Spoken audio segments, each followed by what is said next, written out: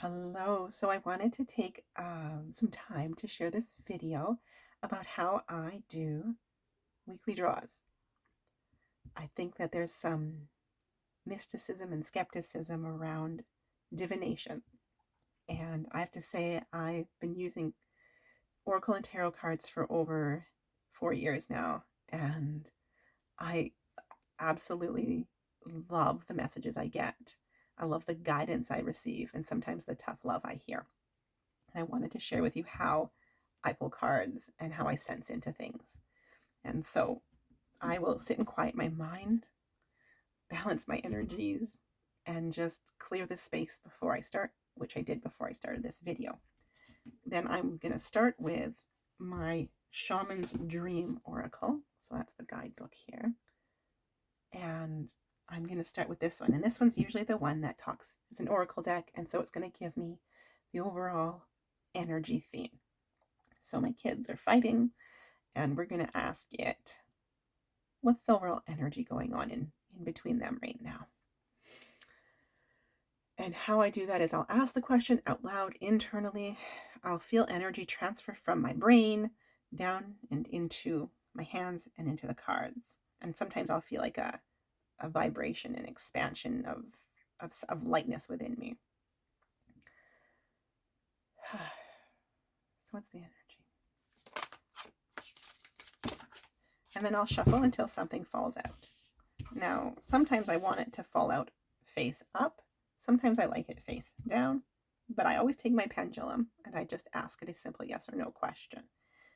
Is this the card that is the energy theme? And for me, my pendulum is giving me the yes symbol. So this is the card. And just for fun, I'm not going to flip it up right now. Sometimes I don't like to be biased. Then I take my tarot card deck. The tarot deck I use is the Light Seers Tarot by Chris Ann. And I'll just ask it, what energy are my children embodying, and or how could they shift this to their highest expression?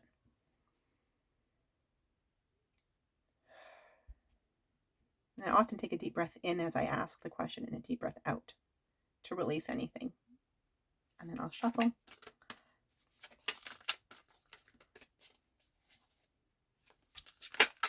And right away we get this one, Queen of Cups. There are lots of emotions. Cups is a sign of emotions. There is a lot of emotions going. Then I'm going to ask my other deck. So this deck is Sacred Rebels Oracle, and that's by Elena Fairchild. I'm going to just, this is more for shadow work, is what I use it for. And I'm going to ask, what needs to be nurtured right now for them? Now, often it takes me a little bit longer for shuffling with this deck because it's bigger and it's easier to hold. And it doesn't slide as well.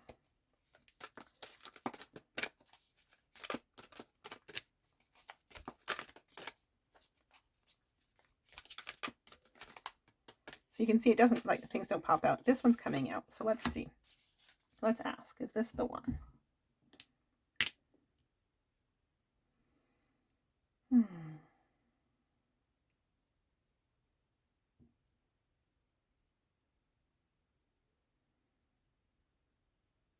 It's saying no.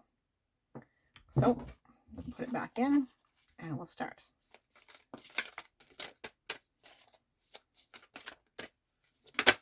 That one flipped over.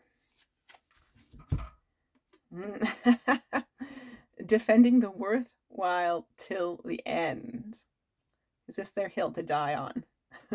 That's what I'm getting. Is this their hill to die on? Determining that. Okay, and then we're going to talk. Then I'm going to use my final deck, which is the Beyond Lemuria by Izzy Ivy. And this is a Lemurian deck, obviously, and I like this for universal support. It's a very loving deck. What energies are being brought in? Universal energies are being brought in to support my children during this time.